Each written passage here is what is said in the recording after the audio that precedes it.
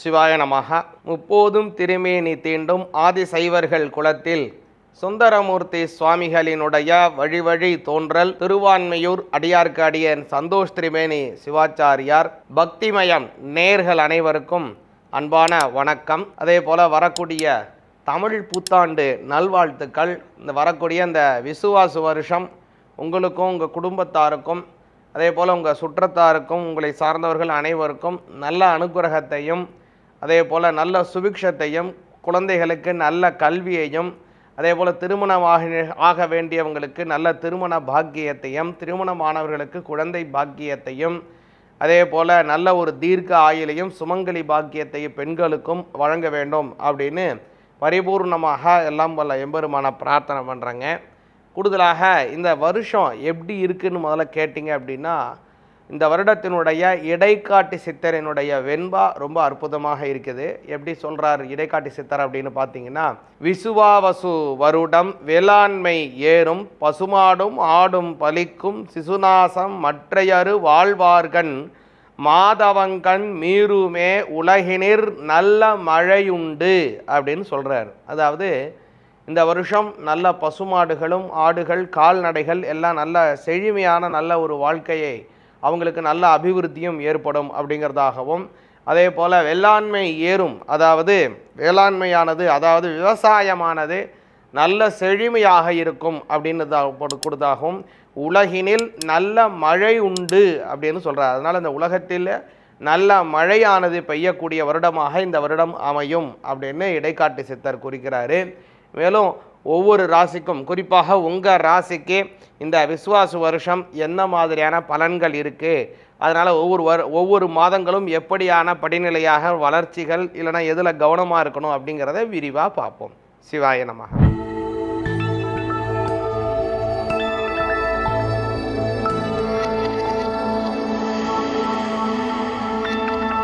துலா ராசிக்காரங்களுக்கு இந்த விசுவாசு வருடம் அப்படிங்கிறது ஒரு நல்ல வருடமாக அமையுதுங்க.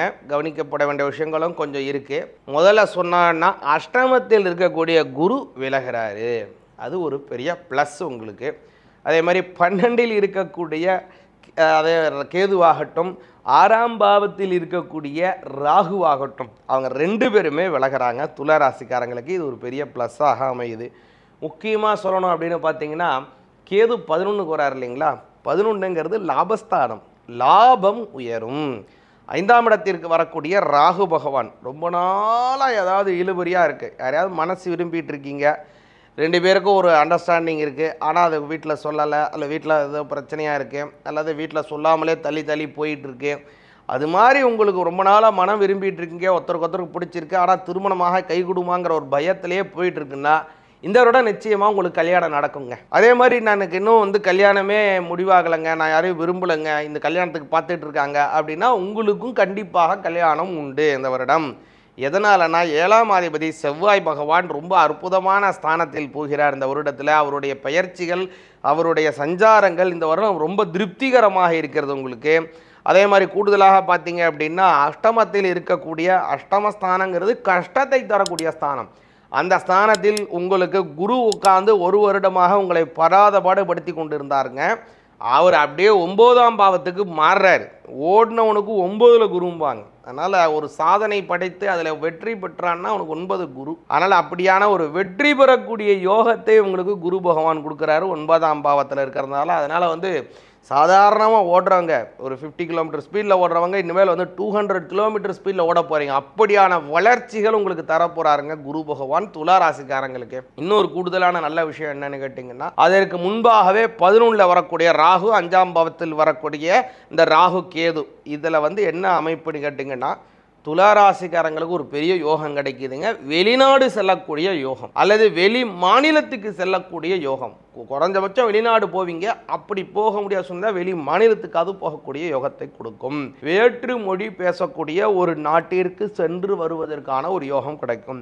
ஒரு சிலருக்கு அங்கே போய் படிக்கிறதுக்கோ இல்லை அங்கே போய் செட்டில் ஆகிறதுக்கான வாய்ப்பு இருக்கும். அது உங்கள் சுய ஜாதகத்தை வச்சு நம்ம சொல்ல முடியும். ஒரு சிலருக்கு பார்த்தீங்கன்னா வெளி மாநிலத்துக்கு போயிட்டு வரக்கூடிய யோகமாக அமையும். சரி, இப்படியான நல்ல பலன்கள் உங்களுக்கு ஏற்படக்கூடிய ஒரு அம்சங்கள் இருக்குங்க. எதனாலன்னா 11ஆம் இடம் வலிமை அடைவதனால துளாராசிக்காரங்களுக்குன்னா அந்த இடத்துல ராகு வந்து கேது வந்து உட்கார்றாரு இல்லைங்களா, அதனால ஏற்படக்கூடியது. அதே மாதிரி வந்து நல்ல ஒரு விஷயம் என்னன்னு கேட்டீங்க அப்படின்னா, உங்களோட 5ஆம் வீட்டில் இருக்கக்கூடிய கேது பகவான், இந்த கேது பகவான் பார்த்தீங்கன்னா இது உங்களுடைய 5ஆம் வீட்டில் இருந்து 6ஆம் வீட்டுக்கு மாறுறாரு. அது என்னங்க கெடுதலான்னா அதெல்லாம் ஒன்றும் பயப்பட வேண்டிய அவசியம் இல்லை. ஓரளவுக்கு வந்து குடும்பத்தில் கொஞ்சம் செலவுகள் இருக்கும், வைத்திய செலவுகளை தரலாம். அதை வந்து நம்ம பொறுமையாக அதை எப்படிங்கிறத நம்ம பார்க்கலாம். அதற்கு முன்பாக என்னென்னு பார்த்தீங்கன்னா, சனி பயிற்சிங்கிறதே இப்போ நடந்துருச்சுன்னு சொல்கிறாங்களேன்னா கிடையாது. இந்த சனி பயிற்சி உங்கள் துளாராசிக்காரங்களுக்கு எப்போ அப்படின்னு பார்த்தீங்கன்னா, வாக்கியப்படி பார்த்தீங்கன்னா 2026 மார்ச் மாதம் 6ஆம் தேதி தான் இந்த சனிப்பெயர்ச்சி நடக்குது. அதுதான் உங்களுக்கு நல்ல பலனை தரக்கூடிய ஒரு நல்ல காலமாக அமைகிறது. முக்கியமாக பார்த்தீங்கன்னா துளாராசிக்காரங்களுக்கு இந்த வருடத்தில் நீங்கள் முக்கிய வழிபாடு செய்ய வேண்டிய ஒரு தெய்வம் இருக்குங்க. அதாவது நல்லா சொல்லணும் அப்படின்னு கேட்டீங்க அப்படின்னா, பெண் தெய்வ வழிபாடு. இந்த பெண் தெய்வத்தை முக்கியமான ஒரு இடம்னா சமயபுரத்தில் இருக்கக்கூடிய மகா மாரியம்மன் அந்த கோவிலில் வெள்ளிக்கிழமைக்கு போங்க. வெள்ளிக்கிழமை போய் பால் அபிஷேகம் செய்யணும். பால் அபிஷேகம் செய்து அங்கே தரக்கூடிய பால் அபிஷேக பிரசாதம் இருக்குல்ல, அபிஷேகம் பண்ணி தராங்க இல்லைங்களா, அந்த பாலை பருகணும் துளாராசிக்காரங்க. அதுதாங்க அவங்களுக்கு அற்புதமானது. ஏன்னா சுக்கிரனுக்கு காரக தெய்வம் அப்படிங்கிறது வந்து பெண் தெய்வம் தான். அது மட்டும் இல்லை, சுக்கிரனுக்கு பால் அப்படிங்கிறது ரொம்ப சிறப்பு வாய்ந்தது. அதனால் அந்த பெண் தெய்வத்திற்கு வெள்ளிக்கிழமையிலே பால் அபிஷேகம் செய்வது துளாராசிக்காரங்களுக்கு ரொம்ப நல்லதை தரும்.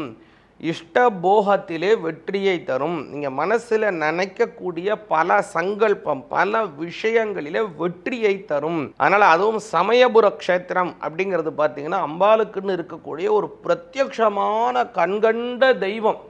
அதனால் அந்த தெய்வத்திற்கு சொல்லப்போனால் பல தீராத வியாதிகள் பல பேருக்கு வந்து அவங்களுக்கு வந்து அந்த சமயபுரம் போயிட்டு வரக்கூடிய ஒரு அமைப்பு இருக்கும் ஜாதக ரீதியாக. அதை பார்த்துட்டு சொல்லுவோம், நிறைய பேர் போயிட்டு வந்து தீராத வியாதிகள் கூட தீந்துருச்சு அப்படின்னு எனக்கு ஃபோன் போட்டு சொல்லியிருக்காங்க. சாமி நீங்கள் சொன்னீங்க போயிட்டு வந்தோம், இந்த மாதிரி ஆயிருக்குன்னா நிறைய பேர் சொல்லியிருக்காங்க.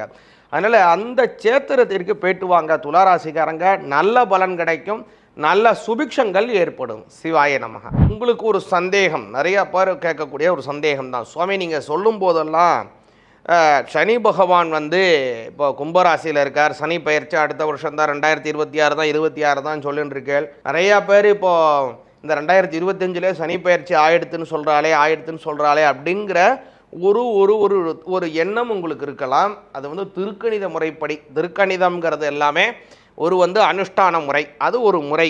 ஆனால் நம்ம வந்து பாரம்பரியமான ஜோதிடக்கலை, நம்மளுடைய தேசாச்சாரம், நம்மளுடைய முறைகள் அப்படிங்கிறது எல்லாமே வாக்கிய முறைப்படி தான். உங்களுக்கு இன்னும் உடச்சி சொல்கிறேன்.